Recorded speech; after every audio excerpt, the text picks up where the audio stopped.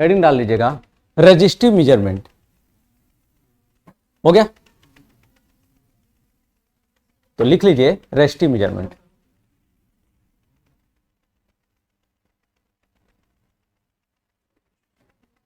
Heading डाल लीजिएगा resistive measurement. हो गया, इसको कहते हैं प्रतिरोध मापी, और किसके लिए कहते हैं, ट्रांसड्यूसर की सहायता से फ्लोट मेजरमेंट, यानी ये क्या करता है, ये लेवल मेजरमेंट का कार्य करता है। ये रजिस्टिव मेजरमेंट जो यूज करेंगे हम लोग, वो किसके लिए करेंगे, तो ये लेवल का मेजरमेंट करने के लिए हम यूज करते हैं। तो लिख लीजिएगा, यहां आगे लिख लीजिएगा यूजिंग लेवल मेजरमेंट। मतलब समझते हैं लेवल मेजरमेंट का मतलब, यानी द्रव का तल मापने के लिए इस विधि का यूज कहां करेंगे, द्रव का तल मापने के लिए। जैसे टंकी में पानी भरती है, तो टंकी में कितना पानी भर गई है, यह मापन कौन करेगा आपका, तो यह किया जाता है किसकी सहायता से, रजिस्टिव मेजरमेंट की सहायता से। और ये रजिस्टिव मेजरमेंट की सहायता से क्या माप रहे हैं, तो द्रव का तल माप रहे हैं। तो द्रव का तल का मतलब क्या हो गया, लेवल, यानी पानी का लेवल, यानी वाटर लेवल मेजरमेंट कर रहे हैं। तो वाटर लेवल मेजरमेंट करेंगे किसकी सहायता से, तो वाटर लेवल मेजरमेंट किया जाएगा आपका रजिस्टिव मेजरमेंट की सहायता से। ठीक, तो हेडिंग डाल लीजिएगा जी, हाँ कोई भी हो जाएगा।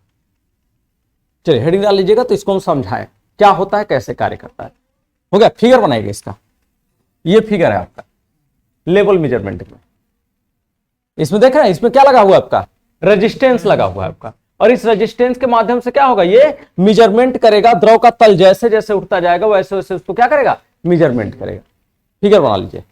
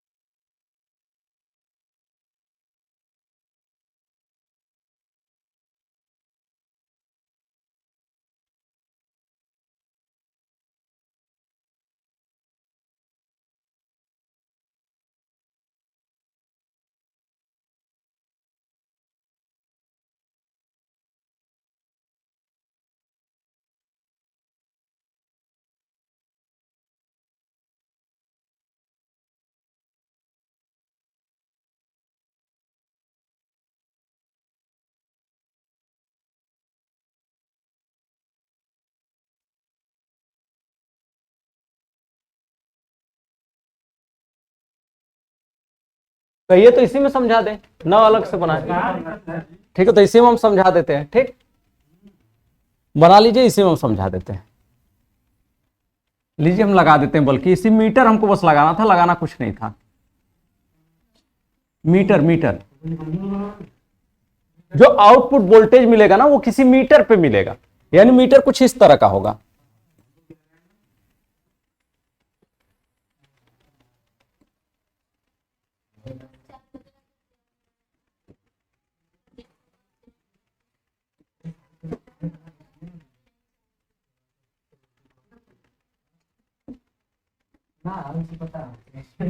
हो गया? ठीक, बताएं, अब इसको समझाएं। ध्यान दीजिएगा, ये जब आपका ये क्या है, यहां पर एक बैटरी लगी हुई है, यहां पे क्या लगा है, यहां पे एक आपका बैटरी बी लगी हुई है। जब बैटरी बी लगी है तो इसका कुछ ना कुछ वोल्टेज होगा, होगा ना। और यहां पर क्या है, यहां पर आप देखेंगे तो बैटरी का एक तार ये है, एक तार ये है, दूसरा तार कहां जुड़ा है, तो दूसरा तार यहां से जुड़ा हुआ है, दिख रहा है, दूसरा ये है। अब यहां पर हम क्या लगाएंगे, यहां पर हम अपना मीटर लगाएंगे, यहां पर क्या लगाएंगे, यहां पर हम अपना मीटर लगाएंगे ये। और इसी मीटर में क्या होगा, इसी मीटर में ये संकेतक, इसी मीटर में क्या होगा, ये हमारा संकेतक होगा, जो असांकित स्केल पे किसके मान को प्रदर्शित करेगा, पैमाने के मान को प्रदर्शित करेगा। अब कार्य कैसे करेगा, इसकी कार्य विधि समझिए। लिखने के लिए तो आप लिख ही लेंगे, इसकी कार्य विधि को समझ लीजिए। होता क्या है आपका, लेवल मेजरमेंट में जब इसका यूज किया जाता है तो ये रेजिस्टिव वाला है, इसमें ये क्या लगा हुआ है, ये सब एक रेजिस्टेंस लगा हुआ है।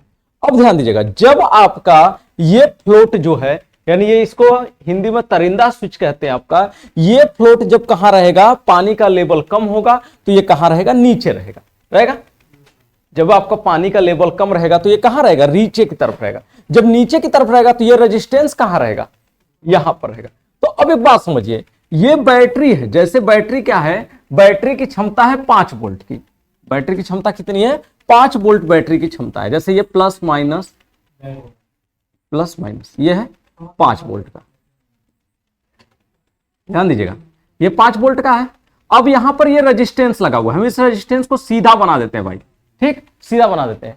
एक बात समझिएगा, ये अगर आपका जब ये द्रव यहां पर है, जैसे द्रव का तल यहां पर है, तो जब द्रव का तल यहां पे होगा तो तरिंदा कहां होगा, यहां पर होगा, क्योंकि जैसे जैसे पानी भरता है वैसे वैसे कहां जाता है, फ्लोट ऊपर की तरफ जाता है आपका। तो पानी जैसे जैसे भरेगा फ्लोट ऊपर जाएगा, तो जब वो ऊपर जाएगा तो ये इधर खिसक के आएगा। तो यानी इस आपका सिरे का नामकरण हम कर देते हैं 1 और इस सिरे का नामकरण कर देते हैं क्या, 2। ठीक, आगे बात इतना समझ में। अब ध्यान दीजिएगा, ये हमारा क्या है, ये हमारा मीटर के साथ जुड़ा है, ये हमारा मीटर के साथ जुड़ा है। मीटर का ये स्केल है, स्केल में पैमाने के मान को प्रदर्शित करेगा। ठीक, ये हमारा क्या भाई, ये हमारा इस तरह से ये है। अब जब ये कहां होगा, ये पानी यानी द्रव का तल यहां पर होगा, तो ये हमारा फ्लोट यहां पर होगा, यहां पे होगा, इस कंडीशन में होगा ना। तो ये जब इस कंडीशन में होगा तो ये हमारा कहां होगा, इस तरह से होगा, होगा कि नहीं, यानी ये कहां होगा, अपने अंतिम बिंदु पर होगा, होगा यानी अपने अंतिम बिंदु पे होगा। तो ये कहां है, उस टाइम पर ये अपने अंतिम बिंदु पर है। कौन, हमारा संकेतक। संकेतक कहां है, संकेतक इस अंतिम बिंदु पे है। तो जब संकेतक अंतिम बिंदु है तो इसी संकेतक से ये सप्लाई जा रही है इस मीटर में। तो अब समझिएगा, ये सप्लाई यहां से आई, यहां आई, और इस सप्लाई का पथ कहां से बन रहा है, तो सॉरी, इसमें प्लस माइनस उल्टा लगा दिया ना, उल्टा लग गया है।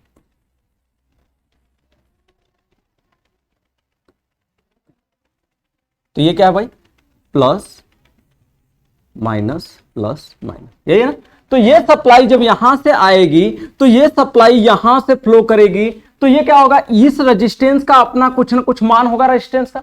जैसे ये बैटरी 5 वोल्ट की है तो इस रेजिस्टेंस का कुछ ना कुछ मान होगा। जब इसमें धारा आई एम्पियर की फ्लो करेगी तो इसमें वोल्टेज ड्रॉप होगा, तो इस पूरे रेजिस्टेंस में ना वोल्टेज ड्रॉप होगा, होगा कि नहीं। तो उस समय यहां पर मिलने वाली वोल्टता का मान कम होगा या ज्यादा होगा, बोलो भैया।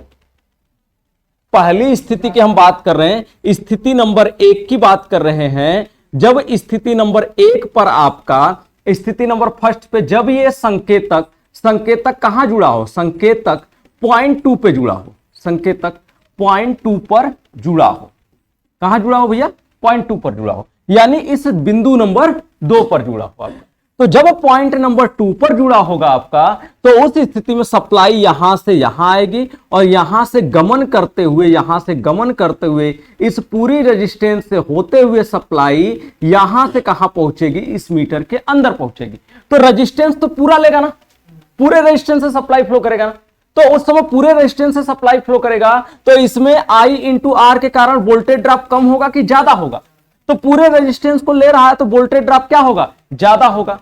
तो ये जो वोल्टता 5 वोल्ट की वोल्टता है जो बैटरी बी है, तो बैटरी बी जो वोल्टता देगी, जो वोल्टता देगी, ये कहां कहां खर्च होगी? ये खर्च होगी एक तो मीटर में, सॉरी एक तो आपका रेजिस्टेंस में और दूसरा मीटर में। तो एक आपका वोल्टता की खपत होगी किसमें, रेजिस्टेंस में, और दूसरा कहां खपत होगा, तो मीटर में।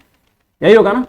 तो अगर रेजिस्टेंस में खपत, जैसे बैटरी की वोल्टता 5 वोल्ट है, तो उस टाइम पर रेजिस्टेंस अगर पूरा ले रहा है, तो मान लीजिए अगर 4 वोल्ट है या फिर 4.8 वोल्ट का अगर खपत यहां पे हो जा रहा है, तो यहां सिर्फ मीटर में कितना मिलेगा, 0.2 ही न मिलेगा। अब जैसे जैसे पानी भरता गया, पानी भरता गया, तो पानी जैसे जैसे भर रहा है वैसे वैसे फ्लोट उठेगा। जब वो फ्लोट उठेगा तो ये क्या होगा, इधर खिसकेगा। जब ये इधर खिसकेगा तो अब पहुंच गया यहां पर, अब हमारा पहुंच गया कहां, संकेतक इस पॉइंट पर पहुंच गया। तो जब इस पॉइंट पर पहुंचेगा तो अब सप्लाई यहीं से क्या होगी, यहीं से ना यहां चली जाएगी। तो अब जो सप्लाई यहां से आ रही है, यहां से होते हुए जो सप्लाई आ रही है, यहीं से सप्लाई क्या होगी, यहां से होकर कहां चली जाएगी, मीटर में।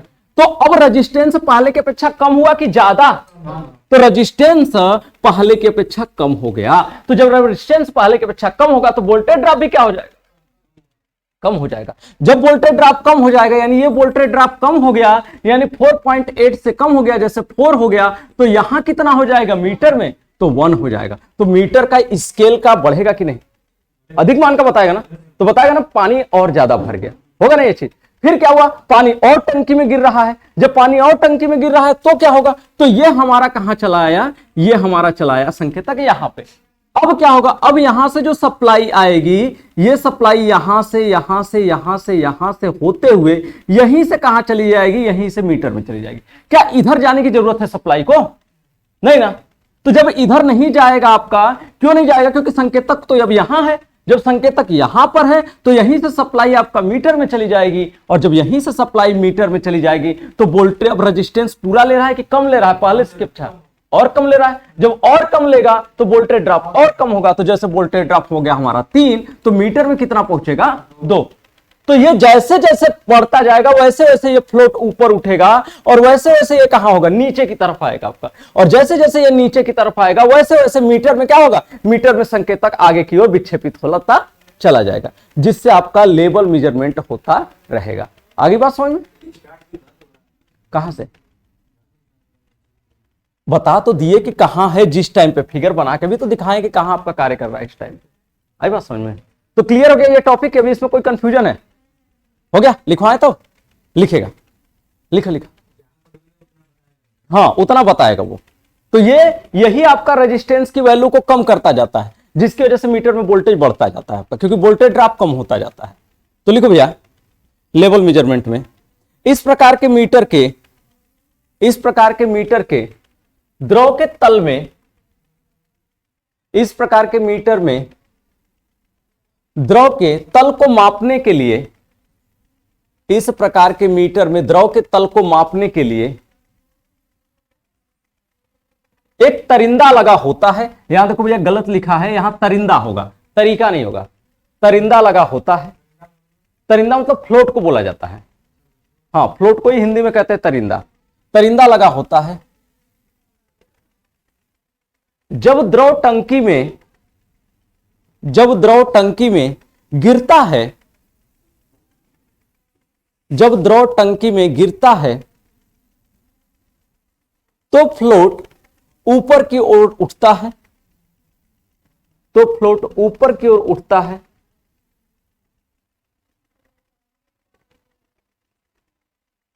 और जैसे जैसे फ्लोट ऊपर की ओर उठता है, और जैसे जैसे फ्लोट, हाँ, और जैसे जैसे फ्लोट ऊपर की ओर उठता है, और जैसे जैसे फ्लोट ऊपर की ओर उठता है,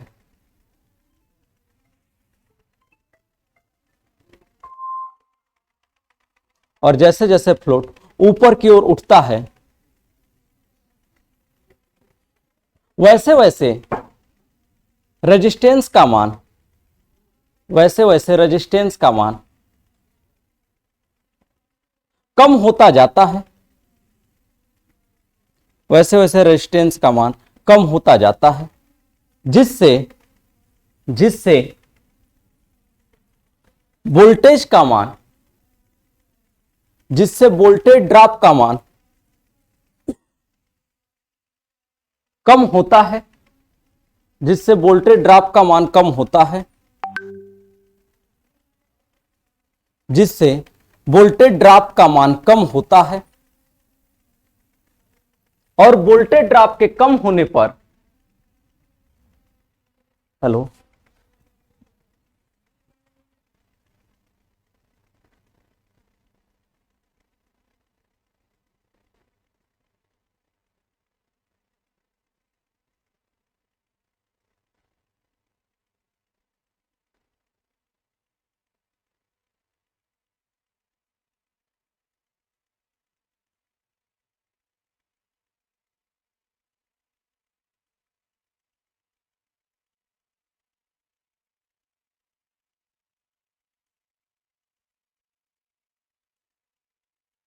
वोल्टेज ड्रॉप का मान कम होने पर, वोल्टेज ड्रॉप का मान कम होने पर क्या होगा भाई? जब वोल्टेज ड्रॉप कम होगा तो क्या होगा? मीटर की वोल्टता बढ़ जाएगी। तो लिखिएगा मीटर को मिलने वाली वोल्टता बढ़ जाती है, मीटर को मिलने वाली वोल्टता का मान बढ़ जाता है, मीटर को मिलने वाली वोल्टता का मान बढ़ जाता है, जिससे मीटर को मिलने वाली वोल्टता का मान बढ़ जाता है, जिससे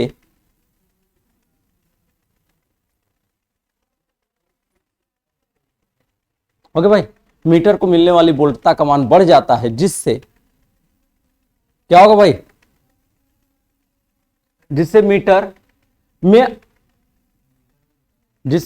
मीटर में स्केल पर पैमाने का मान प्रदर्शित होता है। मीटर में संकेतक के द्वारा हाँ, संकेतक के द्वारा स्केल पर पैमाने का मान प्रदर्शित होता है। आगे लिखेगा पैराग्राफ चेंज करके, जैसे जैसे द्रव गिरता है, जैसे जैसे द्रव गिरता है, जैसे जैसे द्रव गिरता है, जैसे जैसे द्रव गिरता है और जैसे जैसे टंकी भरती है, जैसे जैसे द्रव गिरता है वैसे वैसे टंकी भरती है, जैसे जैसे द्रव गिरता है वैसे वैसे टंकी भरती है, और टंकी के भरने पर फ्लोट उतना ही ऊपर की ओर उठता है, फ्लोट उतना ही ऊपर की ओर उठता है, फ्लोट उतना ही ऊपर की ओर उठता है,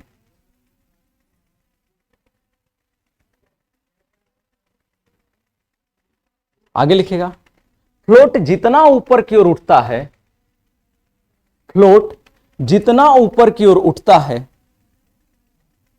फ्लोट जितना ऊपर की ओर उठता है, फ्लोट जितना ऊपर की ओर उठता है, हो गया? फ्लोट जितना ऊपर की ओर उठता है उतना ही रेजिस्टेंस का मान कम होता है,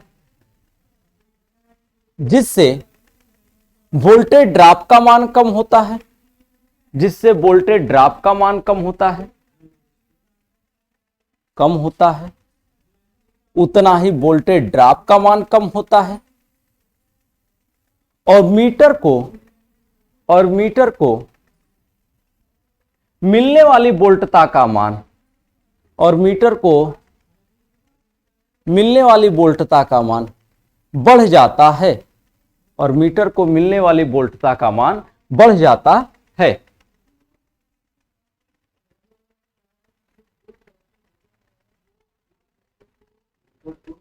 मिलने वाली वोल्टता का मान बढ़ जाता है, जिससे संकेतक पहले की अपेक्षा अधिक मान प्रदर्शित करता है, जिससे संकेतक पहले की अपेक्षा अधिक मान प्रदर्शित करता है। चलो भाई,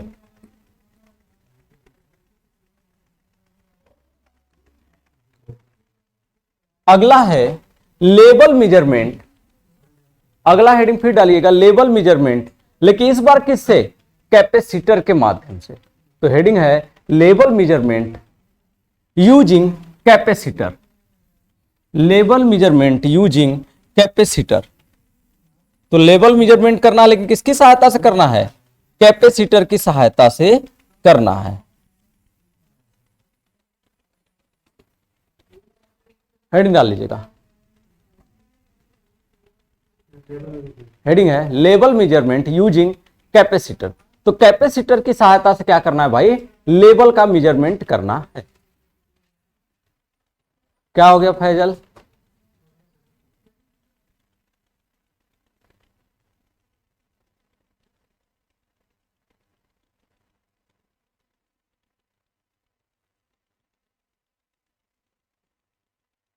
ये वाला फिगर बना लीजिएगा, ये कैपेसिटर वाला फिगर है, इसको बना लीजिएगा। नहीं तो ये कैपेसिटर है, ये कैपेसिटर वाला नहीं बनाए होंगे। इसमें दो इलेक्ट्रोड रखे गए हैं और दोनों इलेक्ट्रोडों के बीच में क्या भाई? तो टंकी होगी। तो टंकी में क्या होगा? एक समय ऐसा होगा जब पानी नहीं भरी होगी। अगर टंकी है, जैसे ये टंकी हो गई, ये टंकी हो गई, तो इस टंकी में क्या होगा भाई? मान लीजिए दो हमने इलेक्ट्रोड को खड़ा कर दिया, ये हमारा पहला इलेक्ट्रोड हो गया और ये दूसरा इलेक्ट्रोड हो गया। तो दोनों इलेक्ट्रोडों के बीच में अभी टंकी में कुछ नहीं है, तो क्या कार्य कर रहा है आपका? एयर मीडियम कार्य कर रहा है। तो जब दो धातु पदार्थों के बीच में, कोई मटेरियल आपका ऐसा परावैद्युतांक रखा हो आपका, तो उसकी वजह से, यानी कोई ऐसा मटेरियल हो जो इंसुलेटिंग टाइप का हो, पढ़े है ना, जब दो धातु पदार्थों के बीच में किसी इंसुलेटिंग मटेरियल को रखा जाता है तो किसका निर्माण होता है?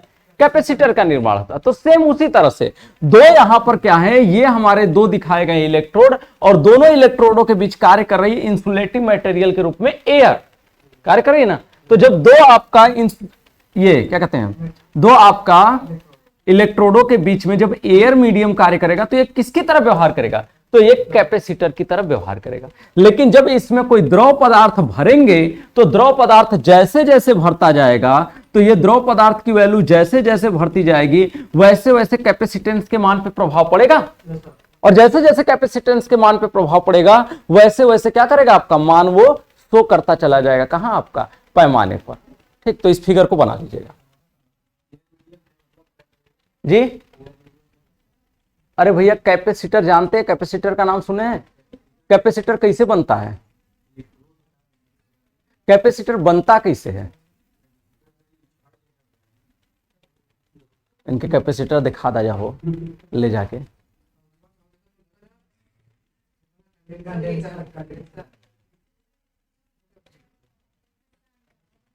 जाके मार्केट में मिलवा कैपेसिटर ना मिल जाए। कैपेसिटर बनाया कैसे जाता पहले ये समझिए। तो इसलिए कह रहा बेसिक पहले पढ़ लीजिए, इसलिए बड़ा हम समझाते हैं बच्चों को कि बेसिक इलेक्ट्रिकल इंजीनियरिंग पढ़ लो, तो नहीं समझते पढ़ाई। लेकिन देखा तो अब इनके सोचला अगर डाउट है तो न जाने कितना ऐसा इतना लड़का हुई है जिनके बेसिक में कितना डाउट होते। जब कॉमन चीज नहीं पढ़ेंगे तो छोटी छोटी चीजों के बाद ही ना ये स्टार्ट होते हैं पॉइंट। तो वो कैपेसिटर आप नहीं जानते होंगे, तो कैपेसिटर बनता कैसे पहले ये जान लीजिए। कैपेसिटर का निर्माण जो होता है जब किसी भी दो धातु पदार्थ ले लीजिए, क्योंकि आने वाला जो इलेक्ट्रिकल सबस्टेशन है ना, जितना इलेक्ट्रिकल सबस्टेशन पढ़ेंगे सब में कैपेसिटर आएगा। धातु किसको कहते हैं? हाँ, अब बताओ। अब भैया मेटल तक नहीं पता हुआ धातु के कहल जाला, अब तू लोगों बता दिया जान के धातु। तो जब दो धातु पदार्थों के बीच में ना कोई आपका ऐसा मीडियम कार्य करे जिससे धारा होकर के प्रवाहित ना हो, उसको कहते हैं इंसुलेटिंग मटेरियल, यानी मीडियम, इंसुलेटिंग मीडियम या इंसुलेटिंग मटेरियल। तो जब इनके बीच में रख दिया जाता है किसी इंसुलेटिंग मटेरियल को, तो उस अवस्था में जिसका निर्माण होता है उसी को बोला जाता है क्या, कैपेसिटर। आई बात समझ? कुछ भी हो सकता है, हमने कहा इंसुलेटिंग मटेरियल कुछ भी हो सकता है, लकड़ी हो सकता है, पेपर हो सकता है, कुछ भी हो सकता है। देखो अब आप जा करके पहले आपके बुक में एक किताब है जिसको कहते हैं इलेक्ट्रिकल, क्या कहते हैं, नहीं, आप लोगों के बुक में एक किताब होगा जिसका नाम होगा इसी सेमेस्टर में इलेक्ट्रिकल मटेरियल, है ना, ट्रिपल जिसको कहते हैं आपका। हाँ, तो इलेक्ट्रिकल मटेरियल वाली जो बुक है उसमें दिया है धातु किसको कहते हैं, अधातु किसको कहते हैं, और अर्धचालक किसको कहते हैं। तो पहले उसको बढ़िया से पढ़ लीजिएगा। हाँ, वो इसी सेमेस्टर में है, नहीं इसी में है, ठीक। तो इसी सेमेस्टर में उसको पढ़ लेंगे तो पता चल जाएगा धातु पदार्थ किसे कहते हैं, अधातु किसे कहते हैं, और ये अर्धचालक किसे कहते हैं, ठीक।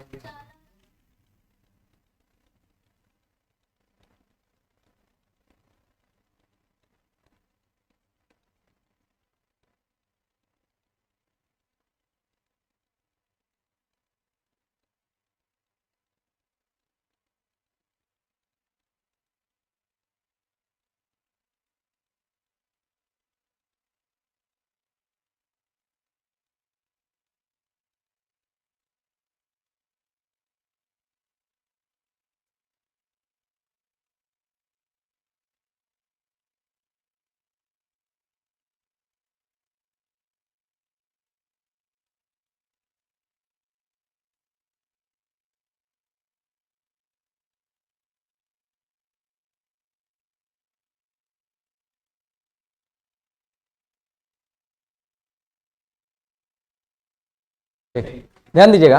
तो इसमें क्या हो रहा है आपका, इसमें आपका ये हमारी टंकी है और इस टंकी में क्या भरा हुआ है आपका, इस टंकी में आपका दो इलेक्ट्रोड है। ये हमारा पहला धातु का इलेक्ट्रोड है और ये हमारा क्या भाई दूसरा धातु का इलेक्ट्रोड है। और जब दो धातु के इलेक्ट्रोडों के बीच में क्या रखा होता है भाई, आपका एयर मीडियम होता है, तो वो कैपेसिटेंस का कार्य करता है। जैसे जैसे द्रव क्या होता है, जैसे जैसे द्रव भरता जाता है तो द्रव के भरने पर किसके ऊपर प्रभाव पड़ता है, तो कैपेसिटेंस के मान के ऊपर प्रभाव पड़ता है। और जैसे जैसे कैपेसिटेंस के मान के ऊपर प्रभाव पड़ेगा वैसे वैसे क्या होगा, आपका मान जो है वो आपका धीरे धीरे शो करता चला जाएगा। कहां, आपका मीटर में। क्योंकि आप जानते हैं कैपेसिटर के लिए एक फार्मूला होता है, C बराबर एप्सिलॉन 0 A अपान क्या, D। हालांकि ये एप्सिलॉन 0 ही नहीं होता, एप्सिलॉन R भी होता है, क्योंकि आप पढ़े होंगे C बराबर एप्सिलॉन A अपान D पढ़े होंगे, और एप्सिलॉन इज इक्वल टू पढ़े होंगे एप्सिलॉन 0 इंटू एप्सिलॉन R, ऐसा कुछ पढ़े होंगे, पढ़े हैं। यही होता है आपका एप्सिलॉन R यहां पर ये। तो ये जो आपका एप्सिलॉन R की वैल्यू होती है, इसकी वैल्यू एयर के लिए क्या होती है, 1 होती है आपका, और बाकी अलग मीडियम के लिए 1 नहीं होती है आपका। ये चीज पढ़े होंगे। तो इसलिए अगर एयर मीडियम है तो एयर मीडियम में उसको क्या मान लिया जाता है, एयर मीडियम में इसको 1 मान लेते हैं, तो सिर्फ बचता है epsilon is equal to epsilon 0। तो इसलिए हम सीधा सीधा कह देते हैं यहां पर क्या, C बराबर एप्सिलॉन 0 A अपान D। तो A क्या होता है, D क्या होता है, तो D होता है दो प्लेटों के बीच की दूरियां। तो D को कहते हैं इन दोनों प्लेटों के बीच की दूरियां। A क्या होता है, तो प्लेट का क्षेत्रफल होता है आपका। आई बात समझ में। तो ये दूरियां जो हैं, ये जो दूरी है, जैसे जैसे हमारा द्रव भरता जाएगा वैसे वैसे क्या होगा भाई, जैसे जैसे हमारा द्रव भरेगा वैसे वैसे आपका इसके बीच की दूरी और इसके क्रॉस सेक्शन एरिया पे प्रभाव पड़ता जाएगा। क्योंकि द्रव जाएगा तो उतनी एरिया को कवर करेगा, जिसकी वजह से बची हुई एरिया में ही क्या होगा, आपका कैपेसिटेंस होगा। क्योंकि वहां पर आपका ये वाला फार्मूला होगा और जो नीचे होगा वो होगा आपका C बराबर epsilon 0 into epsilon R into A by D। क्योंकि वहां आपका एप्सिलॉन R की वैल्यू 1 नहीं रह जाएगी, तो जिसकी वजह से कैपेसिटेंस का मान अलग अलग प्राप्त होगा, जिसको यहां पे दिखाया गया है। ये हमारा दो कैपेसिटेंस का मान दिखाया गया है, जिसमें दिखाया भी है कि एप्सिलॉन R का मान एयर के लिए क्या होता है, आपका 1 होता है। और यहां दिखाया गया कि लिक्विड है तो लिक्विड के लिए एप्सिलॉन R का मान 1 से क्या होता है, 1 नहीं होता है आपका, 1 से कुछ भी हो सकता है आपका। तो लिखेगा इसमें। अब इसी दोनों इलेक्ट्रोडों को हम जोड़ेंगे ना मीटर के साथ, इन्हीं को जोड़ा जाएगा आपका। हाँ, इन्हीं को मीटर के साथ जोड़ेंगे। जैसे रेजिस्टेंस था ना, रेजिस्टिव मेजरमेंट में क्या किया जा रहा था, रेजिस्टिव मेजरमेंट में सिर्फ हमारा क्या था, सिर्फ हमारा रेजिस्टेंस था ना, लेकिन इसके साथ पूरा आपका लगा हुआ था ये, तो वो मान शो कर रहा था। वैसे इसमें भी लगता है, कैपेसिटर वाले में भी। तो लिखेगा इस प्रकार की विधि में, इस प्रकार की विधि में द्रव की टंकी के अंदर, द्रव की टंकी के अंदर दो इलेक्ट्रोड को लंबवत स्थिति में रखा जाता है।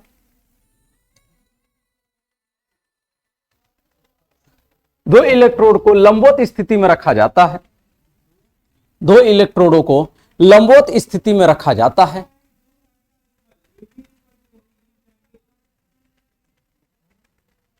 लंबवत स्थिति में रखा जाता है। जब टंकी में द्रव नहीं होता, जब टंकी में द्रव नहीं होता, तो उस स्थिति में, जब टंकी में द्रव नहीं भरा होता, तो उस स्थिति में, जब टंकी में द्रव नहीं भरा होता, तो उस स्थिति में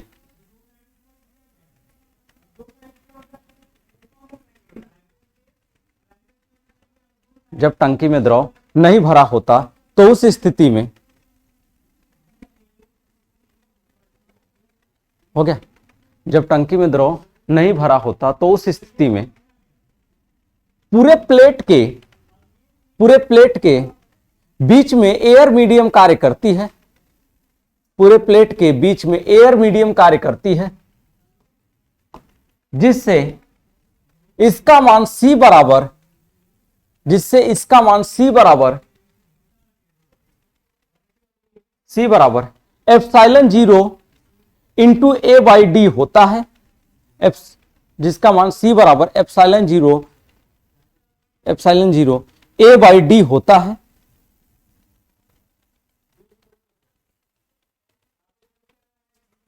और जैसे जैसे टंकी में द्रव भरता जाता है, जैसे जैसे टंकी में द्रव भरता जाता है, टंकी में द्रव भरता जाता है,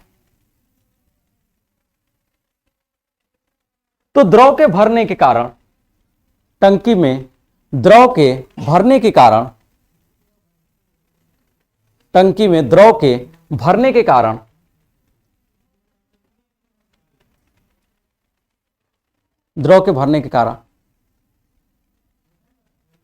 कैपेसिटेंस के मान पर प्रभाव पड़ता है। कैपेसिटेंस के मान पर प्रभाव पड़ता है। कैपेसिटेंस के मान पर प्रभाव पड़ता है। और इस प्रभाव के कारण, कैपेसिटेंस के मान पर प्रभाव पड़ता है, और इस प्रभाव के कारण, इस प्रभाव के कारण, इस प्रभाव के कारण, हो गया, इस प्रभाव के कारण, आगे लिखिएगा, इस प्रभाव के कारण मीटर में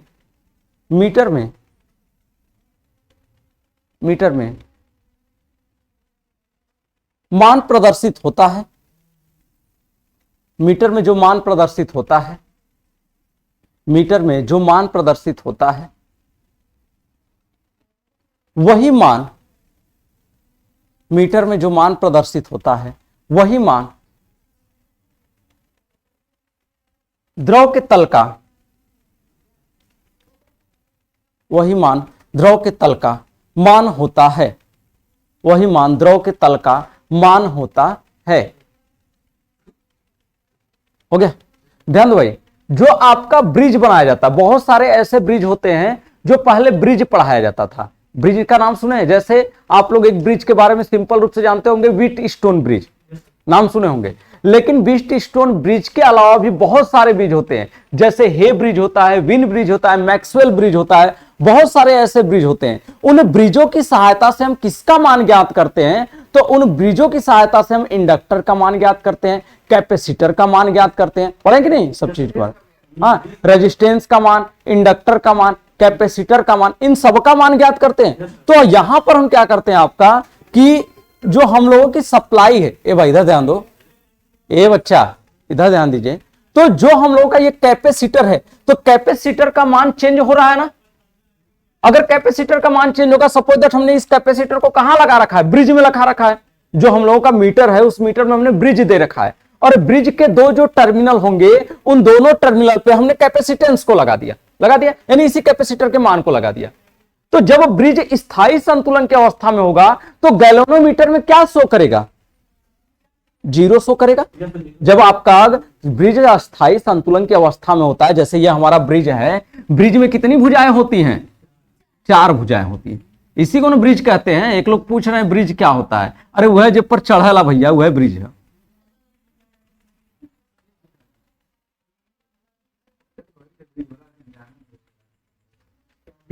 आई बात समझ में। तो ये आपका ब्रिज है, तो इस ब्रिज में 4 भुजाएं हैं, आगे बात समझ में। तो इस ब्रिज में कितनी भुजाएं हैं, 4 भुजाएं आपका। और इसी में क्या लगा होता है, इसी में हमारा लगा होता है गैल्वेनोमीटर जी। अब एक भुजा पे हम क्या लगा दिए, जैसे हमारा अलग अलग टाइप का ब्रिज है, तो यहां हमने इस रेजिस्टेंस को हटा करके क्या लगा दिया, कैपेसिटर, जिसको मेजरमेंट करना है उस कैपेसिटर को हमने लगा दिया। तो जब हम यहां कैपेसिटर को लगा देंगे, तो जब आपका स्थायी संतुलन की अवस्था में होगा, यानी ब्रिज जब संतुलन की अवस्था होगा, तो मीटर के गैल्वेनोमीटर में क्या शो करेगा, जीरो मान शो करेगा। तो जीरो मान शो करता। अच्छा, गैल्वेनोमीटर में जीरो कहां होता है, बीच में होता है, आया समझ। तो गैल्वेनोमीटर में जो संकेतक में जीरो होता है वो बीचों बीच होता है आपका, किनारे पे नहीं होता है। जैसे हर संकेतक में देखोगे किनारे पे होता है ना शून्य, लेकिन गैल्वेनोमीटर में बीच में होता है आपका। तो यहां पर क्या होगा, यहां पर आपका जब ये इसको हम इन दोनों टर्मिनल को हम इसके साथ जोड़ देंगे, तो जब टंकी में द्रव नहीं भरा हुआ है तो उस समय यह संतुलन है, तो कहां शो कर रहा है, जीरो कर रहा है। लेकिन जैसे ही द्रव भरता जाएगा तो द्रव के भरने पर कैपेसिटेंस की वैल्यू में प्रभाव पड़ेगा। जब कैपेसिटेंस की वैल्यू में प्रभाव पड़ेगा तो ब्रिज अस्थायी संतुलन में जाएगा।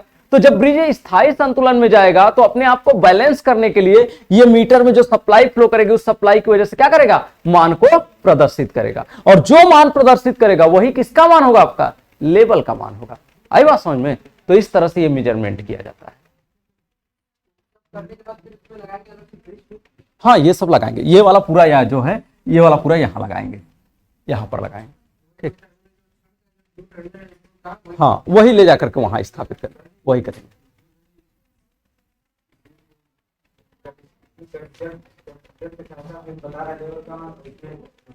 रेजिस्टेंस की सहायता से, इसमें कैपेसिटर की सहायता से बता रहे हैं, इसलिए इसको कैपेसिटिव मेजरमेंट कहते हैं। उसमें रेजिस्टेंस की सहायता से बता रहे हैं, इसलिए उसको कहते हैं रेजिस्टिव मेजरमेंट। द्रव के तल का या कोई सा भी द्रव हो सकता है वो, ठीक। चलो भाई अगली हेडिंग डाल लीजिएगा। भैया देख करके बताएंगे। डिस्प्लेसमेंट मेजरमेंट पढ़ा दिए थे कि नहीं, विस्थापन, अरे डिस्प्लेसमेंट मेजरमेंट पढ़ा दिए हैं जी, हाई वाला ये नहीं पढ़ा है। चलो तो हेडिंग डाल लो, देख लीजिएगा भाई, एक बार मिला लो, दीजिए हम देखें।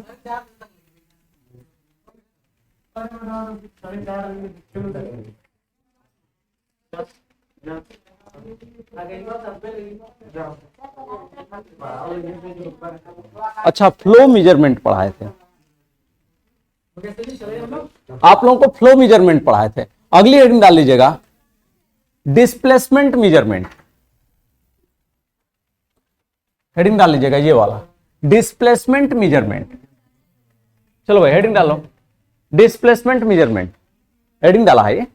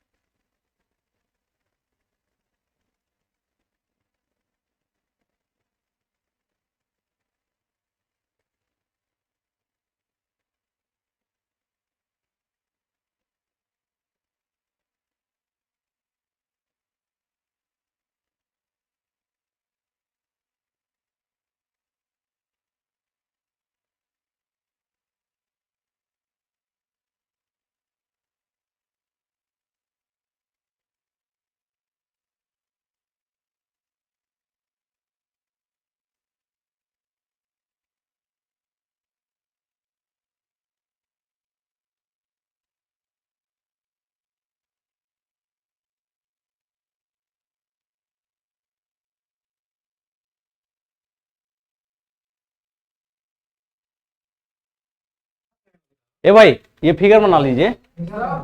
हाँ हाई फिगर बनाइए ना, उसी का है। इसको बोलते हैं एलवीडीटी। एलवीडीटी का पूरा नाम भी पूछा जाता है, तो एलवीडीटी का पूरा नाम होता है लीनियर वेरिएबल डिफरेंशियल ट्रांसड्यूसर।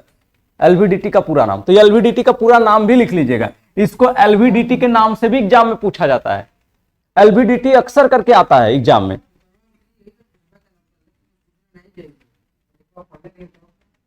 यहां भी एग्जाम में यही पूछता है। यहां पर जाएंगे तो ट्रांसड्यूसर से जब क्वेश्चन उठाता है ना, तो फ्लो मेजरमेंट ये वाला नहीं पूछता है, जो ये पढ़े हैं ना, रजिस्टिव मेजरमेंट, कैपेसिटिव मेजरमेंट, ये नहीं पूछता है। कौन सा सबसे ज्यादा पूछता है? एलवीडीटी को सबसे ज्यादा पूछता है। तो कर लीजिएगा इसको जल्दी से।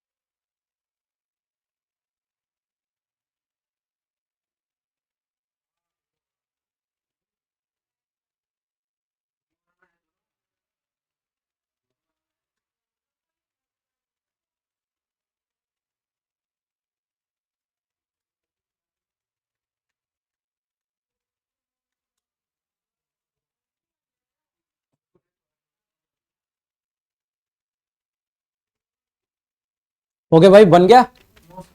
जल्दी करिए, चलो भैया जल्दी करो।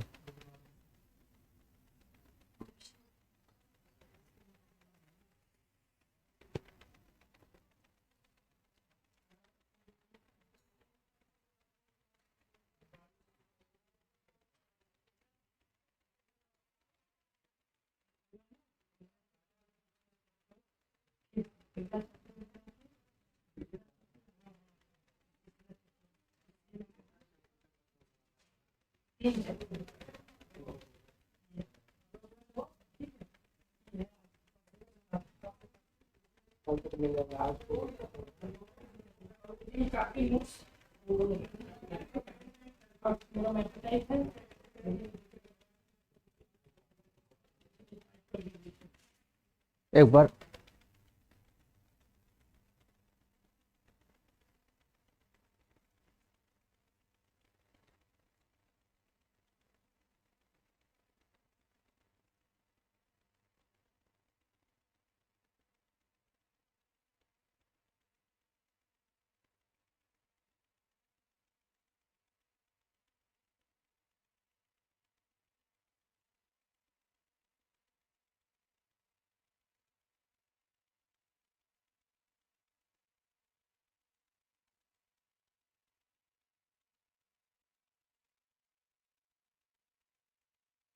ये वाला जो फिगर है, ये वाला फिगर, ये 3D व्यू है। हाँ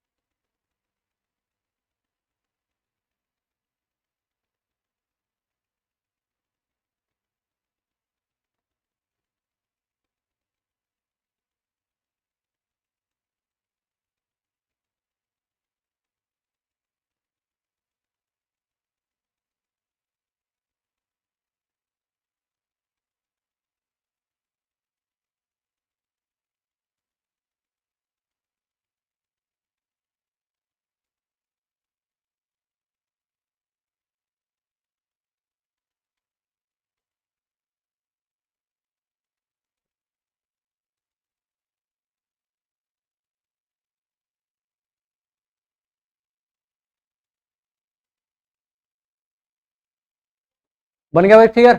ध्यान दीजिएगा, इसमें क्या है आपका, इसमें आपकी प्राइमरी वाइंडिंग है।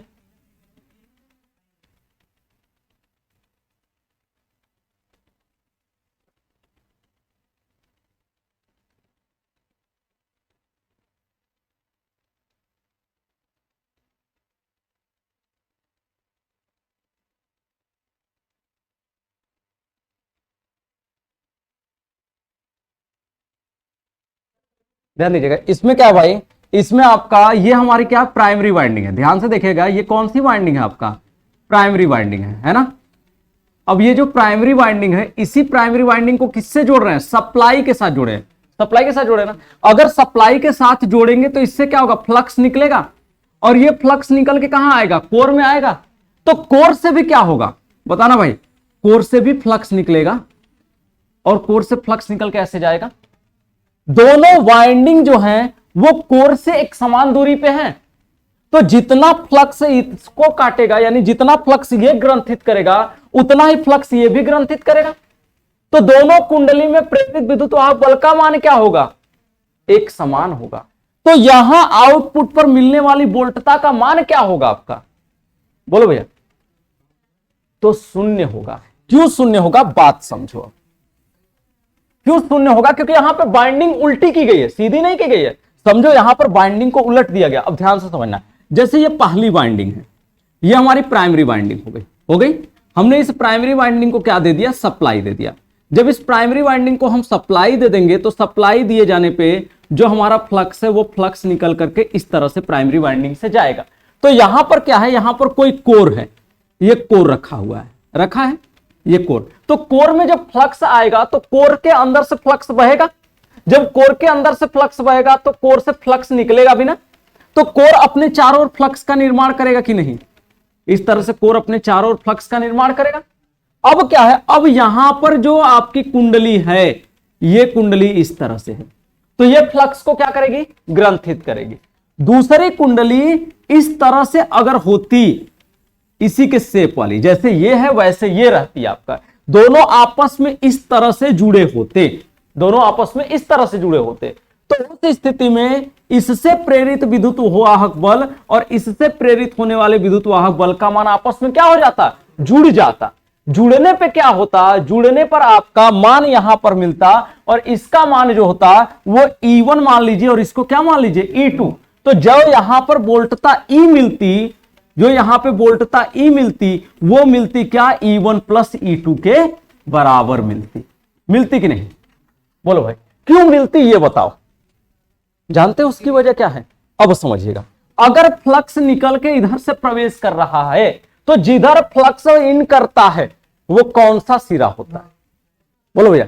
जिधर से फ्लक्स आपका, जैसे ये हमारा कुंडली है, ये कुंडली फ्लक्स को ग्रंथित करेगी, अपने अंदर एब्जॉर्ब करेगी। तो जब कुंडली अपने अंदर फ्लक्स को एब्जॉर्ब करेगी, यानी फ्लक्स को ग्रंथित की, तो इसमें क्या होगा, प्रेरित विद्युत वाहक बल उत्पन्न होगा। इस कुंडली में भी प्रेरित विद्युत वाहक बल उत्पन्न होगा।